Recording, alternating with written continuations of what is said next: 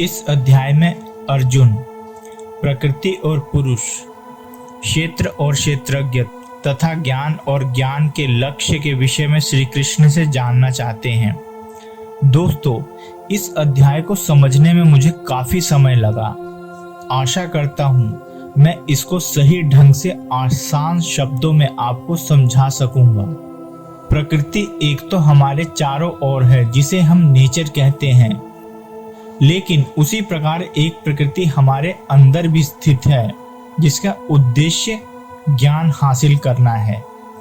क्षेत्र और क्षेत्रज्ञ ये शब्द सुनने में कठिन है और ये समझना कि इसका हमारे जीवन से क्या ही संबंध हो सकता है, यकीन मानिए संबंध बड़ा ही गहरा है। यहाँ क्षेत्र का अर्थ हमारे शरीर से है जो कि हमारे कर्मों से निर्मित है। आसान शब्दों में कहूँ तो खेती में बोए बीज के अनुसार ही फसल पैदा होती है। ठीक उसी प्रकार हमारे कर्म अनुसार हमें शरीर प्राप्त होता है। क्षेत्रज्ञ का अर्थ हमारे ज्ञान से है, अर्थात जो व्यक्ति कर्म के महत्व और उससे होने वाले लाभ व हानि को जानता है उसे क्षेत्रज्ञ कहते हैं। यह ज्ञान श्री कृष्ण अर्जुन को बताते हुए कहते हैं कि बहुत से ऋषियों और मुनियों ने तपस्या के बाद इस ज्ञान को जाना, जिसका वर्णन ब्रह्म सूत्र और वेदों में भी है। लेकिन कृष्ण हमें सिर्फ जानने योग्य या यूं कहें जो जरूरी है वही बता रहे हैं। क्षेत्र अर्थात हमारे शरीर देह का स्वरूप 5 भूतों से बना है, अग्नि, जल, वायु, आकाश और पृथ्वी, जिसका मूल प्रकृति है अहंकार, बुद्धि और हमारी इंद्रियां। यहाँ प्रभु उन मूर्खानंद व्यक्तियों की बात कर रहे हैं जो सिर्फ इंद्रियों की तृप्ति के लिए ही दुनिया की भीड़ में भागते रहते हैं। वह यह जानना ही नहीं चाहते कि उनके कर्मों से ही वह सैकड़ों जन्मों से इसी दुनिया में बार बार जन्म ले रहे हैं और लेते रहेंगे, क्योंकि हमारे कर्म ही हमारे मोक्ष और अगले जन्म का कारण होते हैं। इसीलिए ही क्षेत्र और क्षेत्रज्ञ का ज्ञान देकर श्री कृष्ण हमें इस जन्म मरण के चक्र से बाहर करना चाहते हैं। हमारे कर्म खेती में बोए बीज की तरह हैं, जिसे काटने के लिए हमें जन्म लेना पड़ता है। हमारे आसपास कुछ लोग दुखी और कुछ सुखी होते हैं। वे उनके कर्मानुसार ही सुख व दुख भोगते हैं।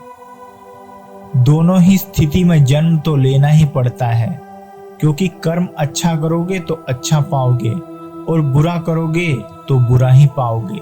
लेकिन दोनों ही अवस्था में जन्म मरण के चक्र से बचा नहीं जा सकता। इससे बाहर आने के लिए श्रीमद् भगवत गीता के ज्ञान का सहारा बहुत जरूरी है। कुछ मनुष्य कर्म के चक्र में इस प्रकार फंसे होते हैं जो आध्यात्म को जान तो लेते हैं, परंतु उनका लोभ स्वर्ग प्राप्ति में होता है। और कुछ मूर्ख तो बस धन व काम में इस प्रकार चूर होते हैं जैसे वो अमर हों और मृत्यु उनको छूकर टक से निकल जाएगी। प्रभु अर्जुन को यह गूढ़ ज्ञान इसी से बचने के लिए दे रहे हैं और इसी ज्ञान को क्षेत्रज्ञ कहते हैं। आपने देखा होगा कुछ व्यक्ति अपने जीवन में बहुत धन अर्जित करते हैं और एक समय आता है वह सुख को भगवान समान मानने लगते हैं और अपने धन की ताकत के आगे किसी को कुछ नहीं समझते। लेकिन श्री कृष्ण के ज्ञान के अनुसार ऐसे व्यक्ति बस अपने पूर्व कर्म का फल स्वरूप सब प्राप्त करते हैं, जो कि ध्यान रखें सिर्फ एक समय अवधि तक ही पास रहता है। हर जन्म में शादी, बच्चे, धन अर्जित करना, यही कर्म में फंसे रहते हैं। और जो अगर आप सोच रहे हैं कि आपका जन्म क्यों हुआ और आप सोचते हैं कि पहले भी किसी जन्म में यह सब कुछ हो चुका है, तो आप क्षेत्रज्ञ ज्ञान को जान रहे हैं, क्योंकि इस विषय में सोचना और उसको जानना ही क्षेत्रज्ञ है। परमात्मा और उसके ज्ञान को जान लेना ही तत्व ज्ञान है। इसी ज्ञान से परमात्मा हासिल होते हैं, क्योंकि उनको खरीदा नहीं जा सकता, उनको बस समझा जा सकता है। इसीलिए यह ज्ञान वो अर्जुन को देते हुए बताते हैं कि इसे जानने मात्र से ही उसका कल्याण होगा। आगे श्री कृष्ण बताते हैं कि प्रकृति और पुरुष दोनों ही अनादि है, अर्थात शिव और शक्ति है, जिनके साथ आने से ही दुनिया आगे चलती है। और इसी प्रकृति से उत्पन्न होते हैं तीन गुण, सात्विक, राजसिक, तामसिक। इन तीनों गुणों के आधार पर ही जन्म की योनि प्राप्त होती है। जो राजसिक गुणों में रहता है, जैसे कि अहंकार, क्रोध, वह मनुष्य योनि में जन्म पाता है। और जो तामसिक गुणों में रहता है, जैसे मांस, मदिरा इत्यादि और काम वासना जैसे कर्म करता है, वह नीच योनि में जन्म पाता है, जैसे पशु, कीड़े। जो सात्विक गुणों में रहता है, सात्विक आहार ग्रहण करता है, वो देव योनि प्राप्त करता है। और ऐसे व्यवहार के व्यक्ति ही मोक्ष भी प्राप्त करते हैं, क्योंकि इस प्रकार के लोग प्रभु के नाम में निष्काम भाव से लीन रहते हैं और अपने हर कर्म को उनके चरणों में समर्पित करते हैं। इस अध्याय में श्री कृष्ण ने अर्जुन को कर्म का महत्व बताते हुए समझाया है कि कैसे व्यक्ति कर्म को काटता है, हर जन्म में बोए हुए बीज का फल प्राप्त करता है और इसी प्रकार जन्म मरण के फेरों में बंधा रहता है। आगे बताते हैं कि मनुष्य ने परम ब्रह्म, जो कि एक ही है, उसे अलग अलग रूपों में बांट लिए हैं, जिससे वो असली ज्ञान से विमुख हो गए हैं। भगवान अर्जुन को गीता के माध्यम से तत्व ज्ञान को समझा रहे हैं कि कैसे वो सभी सुखों और दुनिया समाज के कर्मों को निष्काम भाव से कृष्ण भक्ति करते हुए इस जन्म मरण के चक्रव्यूह से बाहर आ सकते हैं।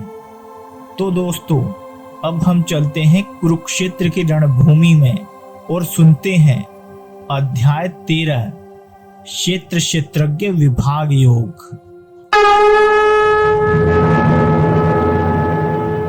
श्री कृष्ण ने कहा, हे कुंती पुत्र, यह शरीर क्षेत्र कहलाता है और इस क्षेत्र को जानने वाला क्षेत्रज्ञ है। हे भरतवंशी, तुम्हें ज्ञात होना चाहिए कि मैं भी समस्त शरीरों में ज्ञाता भी हूँ और इस शरीर तथा इसके ज्ञाता को जान लेना ज्ञान कहलाता है, ऐसा मेरा मत है। अब तुम मुझसे यह सब संक्षेप में सुनो कि कर्म क्षेत्र क्या है, यह किस प्रकार बना है, इसमें क्या परिवर्तन होते हैं, यह कहाँ से उत्पन्न होता है, इस कर्म क्षेत्र को जानने वाला कौन है और उसके क्या प्रभाव हैं। विभिन्न वैदिक ग्रंथों में विभिन्न ऋषियों ने कार्यकलापों के क्षेत्र तथा उन कार्यकलापों के ज्ञाता के ज्ञान का वर्णन किया है। इसे विशेष रूप से वेदांत सूत्र में कार्य कारण के समस्त तर्क समेत प्रस्तुत किया गया है। पंच महाभूत, अहंकार, बुद्धि, प्रकृति, 10 इंद्रियां, एक मन, इंद्रियों के 5 विषय, इच्छा, द्वेष, सुख, दुख, स्थूल देह, चेतना तथा धृति, इस प्रकार यह क्षेत्र विकारों के सहित संक्षेप में कहा गया है। अमानित्व, अदम्भित्व, अहिंसा, क्षमा, आर्जव, आचार्य की सेवा, शुद्धि, स्थिरता और आत्मसंयम। इंद्रियों के इस विषय के प्रति वैराग्य, अहंकार का अभाव, जन्म, मृत्यु, वृद्धावस्था, व्याधि और दुख में दोष दर्शन, आसक्ति तथा पुत्र पत्नी गृह आदि में तादात्म्य का अभाव और इष्ट और अनिष्ट की प्राप्ति में समचित्तता, अन्य योग के द्वारा मुझमें अव्यभिचारिणी भक्ति, एकांत स्थान में रहने का स्वभाव और जनों के समुदाय में अरुचि तथा तत्व ज्ञान के अर्थ रूप परमात्मा का दर्शन, यह सब तो ज्ञान कहा गया है और जो इससे विपरीत है वह अज्ञान है। अब मैं तुम्हें ज्ञेय के विषय में बतलाऊंगा, जिसे सुनकर, जिसे जानकर तुम नित्य ब्रह्म का आस्वादन कर सकोगे। यह ब्रह्मा या आत्मा जो अनादि है और मेरे अधीन है, इस भौतिक जगत के कार्यकरण से परे स्थित है। उनके हाथ, पांव, आंखें, सिर तथा मुख तथा उनके कान सर्वत्र हैं। इस प्रकार परमात्मा सभी वस्तुओं में व्याप्त होकर अवस्थित है। परमात्मा समस्त इंद्रियों के मूल स्रोत हैं। फिर भी वे इंद्रियों से रहित हैं। वे समस्त जीवों के पालनकर्ता होकर भी अनासक्त हैं। वे प्रकृति के गुणों से परे हैं, फिर भी वे भौतिक प्रकृति के समस्त गुणों के स्वामी हैं। परम सत्य जड़ तथा जंगम समस्त जीवों के बाहर तथा भीतर स्थित है। सूक्ष्म होने के कारण वे भौतिक इंद्रियों के द्वारा जानने या देखने से परे हैं। यद्यपि वे अत्यंत दूर रहते हैं, किंतु हम सबों के निकट भी हैं। यद्यपि परमात्मा समस्त जीवों के मध्य विभाजित प्रतीत होता है, लेकिन वह कभी भी विभाजित नहीं है। वह एक रूप में स्थित है। यद्यपि वह प्रत्येक जीव का पालन करता है, लेकिन यह समझना चाहिए कि वह सबों का संहार करता है और सबों को जन्म देता है। ये समस्त प्रकाशमान वस्तुओं के प्रकाश स्रोत हैं और वे भौतिक अंधकार से परे हैं और अगोचर हैं। वे ज्ञान है, ज्ञेय हैं और ज्ञान के लक्ष्य हैं। वे सबके हृदय में स्थित हैं। इस प्रकार मैंने कर्म क्षेत्र, ज्ञान तथा ज्ञेय का संक्षेप में वर्णन किया है। इसे केवल मेरे भक्त ही पूरी तरह समझ सकते हैं और इस तरह मेरे स्वभाव को प्राप्त कर सकते हैं। प्रकृति तथा जीवों का अनादि समझना चाहिए। उनके विकार तथा गुण प्रकृति जन्य है। प्रकृति समस्त भौतिक कारणों तथा कार्यों की हेतु कही जाती है और जीव इस संसार में विविध सुख दुख के भोग का कारण कहा जाता है। इस प्रकार जीव प्रकृति के तीनों गुणों का भोग करता हुआ प्रकृति में ही जीवन बिताता है। यह उस प्रकृति के साथ उसकी संगति के कारण है। जिस तरह उसे उत्तम तथा अधम योनियां मिलती रहती हैं, तो भी इस शरीर में एक दिव्य भोक्ता है जो ईश्वर है, परम स्वामी है, जो साक्षी तथा अनुमति देने वाले के रूप में विद्यमान है और जो परमात्मा कहलाता है। जो व्यक्ति प्रकृति, जीव तथा प्रकृति के गुणों की अंतःक्रिया से संबंधित इस विचारधारा को समझ लेता है, उसे मुक्ति की प्राप्ति सुनिश्चित है। उसकी वर्तमान स्थिति चाहे जैसी हो, यहाँ पर उसका पुनर्जन्म नहीं होगा।